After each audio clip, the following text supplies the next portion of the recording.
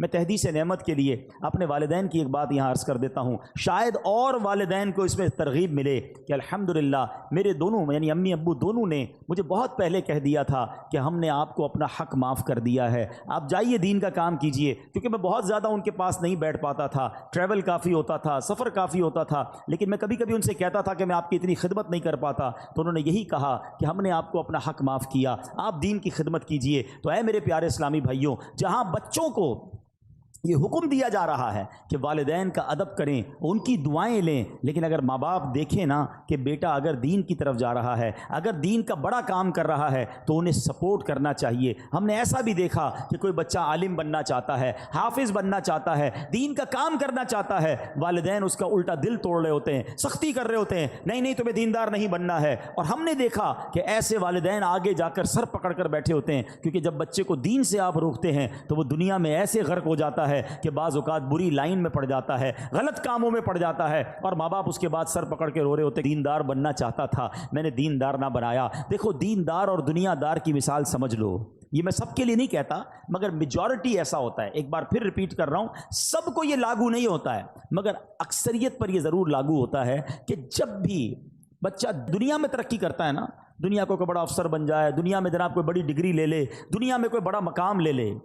تو بعض اوقات ماں باپ ڈرتے ہیں کہ بچے کو کوئی بات بری نہ لگ جائے۔ بات کرتے میں ماں باپ کو ڈر لگ رہا ہوتا ہے، کیونکہ بڑا افسر بن گیا، بڑا سیٹھ بن گیا، بڑا جناب جاگیردار بن گیا، اس نے بڑی ڈگریاں لے لی ہیں۔ یہ ہے دنیا دار کی ترقی کا نتیجہ۔ اور اگر بیٹا دین میں ترقی کر جائے نا،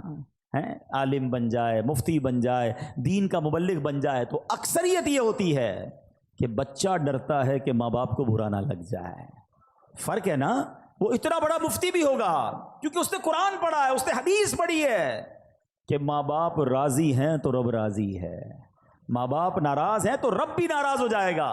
تو اس کو ماں باپ کی رضا کی فکر ہو جاتی ہے۔ تو کبھی اپنے بچوں کو دینداری سے دور نہ کریں۔ اتنے بڑے بڑے علماء کرام، اتنے بڑے بڑے مفتیان کرام، میں نے پہلے بھی یہ واقعہ کئی بار بیان کیا، حضرت امام اعظم ابو حنیفہ، آپ کروڑوں حنفیوں کے پیشوا ہیں اور وقت کے امام، اس زمانے میں بھی آپ کے علم کا شہرا تھا۔ آپ کی والدہ جو تھی وہ کسی مسجد کے امام صاحب کی باتیں بڑی شوق سے سنتی تھی، تو ہوا یہ کہ ایک بار ان کی والدہ نے کہا کہ جاؤ قاضی ذرا سے جو ہے نا وہ میرے لیے سوال پوچھ کے آؤ۔ امام اعظم خود وقت کے امام ہیں، وہ آپ کہہ سکتے تھے ماں تم مجھے کہہ رہی ہو کہ میں ایک مسجد کے امام سے مسئلہ پوچھ کے آؤں، میں خود سب سے بڑا مفتی ہوں، لوگ میرے اتنے بڑے بڑے تو میرے شاگرد ہیں۔ مگر ماں کا حکم تھا نا، ماں کو یہ نہیں کہا میں بڑا ہو گیا ہوں،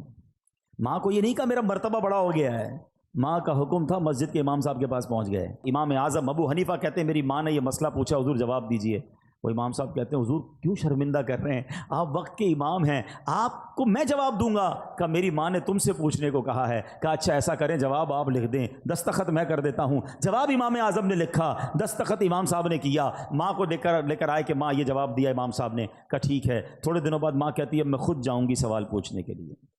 اب امام اعظم نے کیا کیا، ماں سے بحث نہیں کی، ماں سے لڑائی نہیں کی، میں اتنا بڑا مفتی، اتنا بڑا امام، تم چل کر وہاں تک جاؤ گی، اتنا سفر ہم کریں گے، مجھ سے مسئلہ پوچھ لو۔ ادب، دیکھو یہ ہے فرق۔ دین میں ترقی کی تھی نا تو ادب میں بھی ترقی تھی، تعظیم میں بھی ترقی تھی۔ ماں کو سواری پر بٹھایا اور کوفہ کی گلیوں میں لوگوں نے دیکھا کہ وقت کا امام ماں کی سواری کی رسی پکڑ کر مسجد کے امام کے پاس مسئلہ پوچھنے جا رہا ہے۔